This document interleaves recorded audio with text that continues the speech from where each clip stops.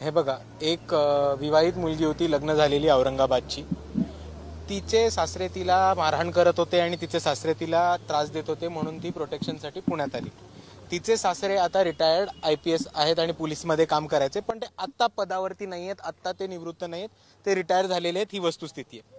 ती मुलगी प्रोटेक्शनसाठी पुण्यात येते आणि आपल्या सर्वांना माहिती असेल की हगवणे प्रकरण पुण्यात जेव्हा गाजलेलं, तेव्हा बऱ्याचशा सामाजिक कार्य करणाऱ्या मुलींनी आपले नंबर, आपले व्हॉट्सॲप नंबर आणि आपले कॉन्टॅक्ट नंबर हे महाराष्ट्रभर व्हायरल केलेले की हगवणे प्रकरण परत कुठल्याही महाराष्ट्रामधल्या मुलीवरती होऊ नये. आणि म्हणून काही आपण म्हणू सोशल वर्कर्सनी आणि काही समाजकार्य करणाऱ्या मुलींनी त्यांचे नंबर व्हायरल केले होते. आता जी मुलगी औरंगाबादवरनं आली, आता आपण सर्वांनी समजून घ्या की की अतिशय सेन्सिटिव्ह केस असल्यामुळे मी कोणाचंही नाव घेणार नाही. पण जेव्हा औरंगाबादवरनं जेव्हा ती मुलगी पुण्यात आली आणि तिने त्या सामाजिक कार्यकर्त्यांना कॉल केला प्रोटेक्शनसाठी, तेव्हा त्यांना एका हॉस्टेलमध्ये ठेवण्याच्या आधी एक दिवस एका मुलीच्या घरी त्यांनी शेल्टरसाठी ठेवण्यात आलं. आता त्या मुलींनी त्या मुलीला शेल्टर दिला होता, आसरा दिला होता. त्यांच्या घरी संभाजीनगरवरनं म्हणजे औरंगाबादवरनं पोलीस पलटण येते. ते कोथरूडच्या पोलीसचं कॉपरेशन घेतात आणि त्यांच्या घरामध्ये जाऊन झडती घेतात. आता त्यांनी घरामध्ये जाऊन त्या मुलींना घाणेरड्या भाषेत बोलणं, एका प्रकारे एक महिला पोलीस होती, बाकी सगळे पुरुष इन्स्पेक्टर असताना त्यांच्या खोलीत घुसणं, त्यांच्या बाथरूममध्ये घुसणं, त्यांच्या घरात जाणं, त्यांच्या कपड्यांना हात लावणं, त्यांच्या अंडरगार्मेंट्स इनरवेअर्सना हात लावणं, हा प्रकार पुरुष पोलिसांनी केलाय. तेवढंच नाही तर त्या मुलींना मुर्दार मारहाण सुद्धा केली. जेव्हा त्या पोलिसांना विचारलं की तुम्ही मारहाण का केली, आम्हाला मारताय कशाला, तुम्हाला कोणता अधिकार आहे, त्या पोलिसांनी त्या पोरींना उचलून पोलीस स्टेशनमध्ये नेलं. पोलीस स्टेशनमध्ये वेगळी मारहाण केली, वेगळी जातीवाचक वागणूक दिली. त्यांना त्याच्यावरनं हे पण कळलं की त्यातल्या दोन मुली, एक मुलगी जी होती ती आडनावावरनं, त्या पोलिसांना जातीवादी कोथरूड पोलीस असल्यामुळे त्यांना आडनावावरनंच अंदाज लावता आला की ही मुलगी दलित समाजाची आहे. तिला म्हटलं तुला उभी राहायची पण, तुझ्या इकडे बसायची पण अवकात नाही. तिला 6 तास पोलीस स्टेशनमध्ये उभं केलं होतं. बाकीच्या 2 मुलींना सुद्धा पोलीस स्टेशनमध्ये उभं राहून घाणेरड्या जातीवाचक शिवाय, महारांच्या मांगांच्या अवकाती आहेत का, तुम्हाला बुटाच्या खाली ठेचलं पाहिजे. त्याच्याचबरोबर एक जी पोलीस इन्स्पेक्टर होती, त्यांना जेव्हा क्रॉस क्वेश्चन केलं की मॅडम तुम्ही हे करत आहे ते चुकीचं करताय, तेव्हा त्या पोलीस इन्स्पेक्टर या मुलींना म्हणाल्या की तुमचा हा ॲटिट्यूड असा असेल तर तुमचा उद्या मर्डर होईल रस्त्यामध्ये.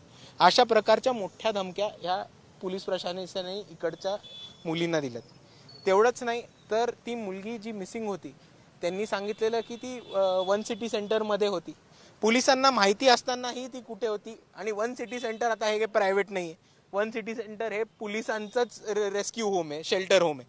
तर जेव्हा पोलिसांच्याच गव्हर्नमेंटच्या शेल्टर होममध्ये ती मुलगी जेव्हा होती, तेव्हा अरेस्ट केलेल्या मुलींना किंवा ताब्यात घेतलेल्या मुलींना ताबडतोब सोडलं पाहिजे होतं.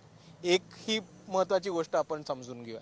आता दुसऱ्या बाजूला जेव्हा त्या मुलींना अरेस्ट केलं होतं, तेव्हा एका मुलीच्या वर्क प्लेसला ते घर मालकाला घेऊन पोचलेले. त्या मुलीला पोलीस वर्क प्लेसमध्ये आल्यामुळे जो त्रास झालाय तो वेगळा त्रास. तिन्ही मुली होत्या ज्या रेंटवरती राहत होत्या, त्यांच्या घरी पोलीस पोचल्यामुळे त्या तिन्ही पोरींना घर मालकांनी काही गरज नसताना रस्त्यावरती काढलंय रातोरात. ही अजून एक बाब आपण समजून घेतली पाहिजे. त्यातल्या एका मुलीला पोलीस स्टेशनमधनं, म्हणजे पहिले कोथरूड पोलीस स्टेशन, मग विश्रांतवाडी पोलीस स्टेशन, मग मुंडवा पोलीस स्टेशन आणि मग फायनली CP ऑफिस, असं करून तिला शेवटी रात्री कोंडवा का मुंडवा साईडला एक रात्री 11:15 वाजता सोडलं होतं. तर आपण हे बघितलं असेल की सकाळी 11 वाजता उचललेल्या मुलीला रात्री 11:15 वाजता काहीही रिपोर्ट न करता सोडलं जातं. तिचं दिवसभर मेंटल टॉर्चर केलं जातं. हा झाला पोलिसांच्या वागणुकीचा भाग. आता दुसऱ्या बाजूला यायचं असेल तर आपण ह्याच्या लिगॅलिटीजकडे येऊ. लिगॅलिटीजकडे येताना आपल्याला एक गोष्ट कळेल की इकडे संभाजीनगरची किंवा औरंगाबादची जर टीम पुण्यात आली असेल तर त्याला काहीतरी ऑफिशियल कॉरेस्पॉन्डन्स असतं. म्हणजे असं नसतं की औरंगाबादचे पोलीस गाडी घेऊन पुण्यात आले, त्यांनी पुण्यातल्या पोलिसांना फोन केला आणि म्हटलं भाऊ माझ्या गाडीत जागा आहे, तू येतो का माझ्याबरोबर फिरायला. असं नाही होत. ऑफिशियल कॉरेस्पॉन्डन्स असायला लागतं की पुण्याची युनिट कोणत्या केसवर कशासाठी औरंगाबादच्या युनिटला मदत करते, ह्याचं ऑफिशियल कॉरेस्पॉन्डन्स आम्हाला अजून पोलीस देत नाही.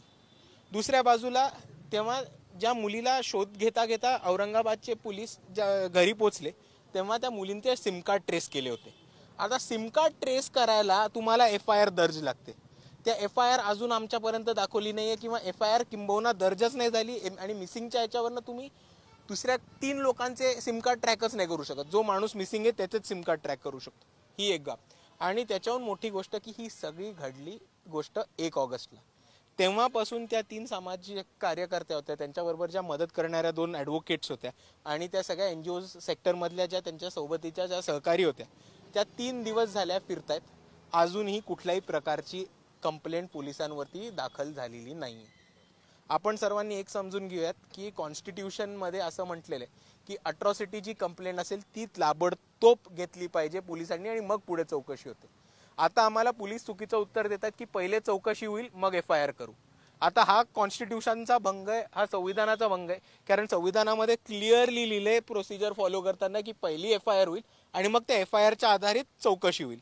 तर असं पूर्ण पद्धतीने एका बाजूला पोलीस दडपशाही करतात, दुसऱ्या बाजूला पोलीस पोरींचं टॉर्चर आणि मोलेस्टेशन करतात. त्या दलित समाजाच्या आहेत म्हणून त्यांच्यावरती अट्रॉसिटी करतात, त्यांना जातीवाचक शिव्या देतात. आणि आता CP ऑफिसपासून सगळे त्यांच्या सहकार्यांना वाचवण्यासाठी एक अट्रॉसिटी किंवा एक साधी कंप्लेंट पण नाही घेतात. ही आपल्या समोर ठेवलेली वस्तुस्थिती आहे. आता साधारण मागणी कशी असणार आहे आणि साधारण किती वेळ या चर्चेला अजून लागण्याची शक्यता आहे? हे बघा, किती वेळ लागेल हा फरक नाही पडत.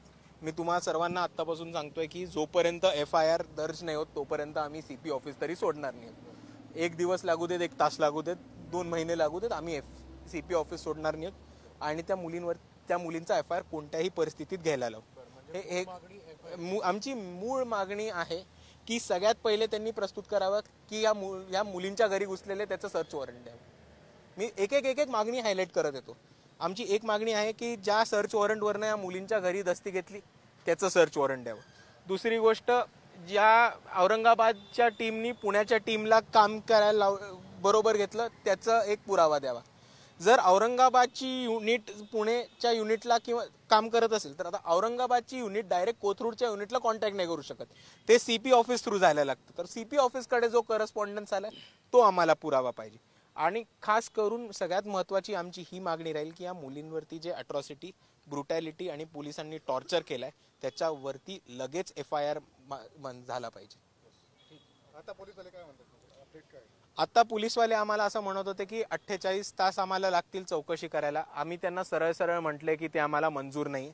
तुम्ही FIR आत्ताच्या आत्ता दर्ज करून घ्या. तुम्ही 48 तास घेत असाल तर आम्ही हे पकडू की तुम्ही FIR दाखल करायला आम्हाला सरळ नकार देताय आणि जर ती परिस्थिती असेल तर आमचा पोलीस प्रशासनावरचा विश्वास उठून रस्त्यावरच्या लढाईवरती विश्वास येईल.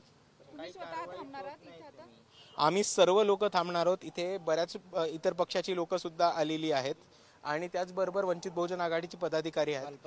कालपासून आम्ही इथे आहोत. आम्ही सर्व इकडे थांबून राहू. काही कारवाईच होत नाही, वरिष्ठ स्तरावर होत नाही, CP स्तरावरून होत नाही. तुम्ही किती वेळ असं बसणार? त्या मुली आता 3 दिवस झाला सगळा संघर्ष करतायत. मग नेमकं काय आले, काय अधिकारी चर्चा करतात? आज CP तर आता इथं नाहीये, वरिष्ठ अधिकारी सुद्धा कोऑपरेट करत नाही. त्याला जबाबदार कोण आहे? त्याला जबाबदार इकडची सरकार आहे. कारण माझं सरळ म्हणणं आहे की पॉलिटिकल बॅकिंग नसल्याशिवाय इतकं कोणी माजुरडेपणा करणार नाही. हा माझा सरळ म्हणणं आहे. जोपर्यंत पॉलिटिकल बॅकिंग नसेल तोपर्यंत औरंगाबादची टीम पुण्यात येऊन हा राडा करणं, मुलींना छळ करणं, मुलींच्या घरात घुसणं, जातीवाचकपणे त्यांना टॉर्चर करणं आणि त्याच्यानंतर 3 दिवस FIR पण नाही दर्ज करणं, ह्याला संबंध पॉलिटिकल बॅकिंगचा आहे.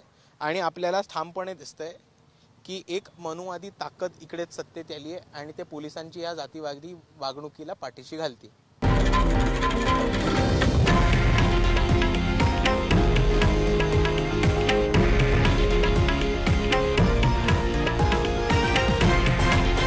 हे आहे देशातील नंबर 1 न्यूज नेटवर्क आणि आपण पाहत आहात TV9 मराठी, एकमेव.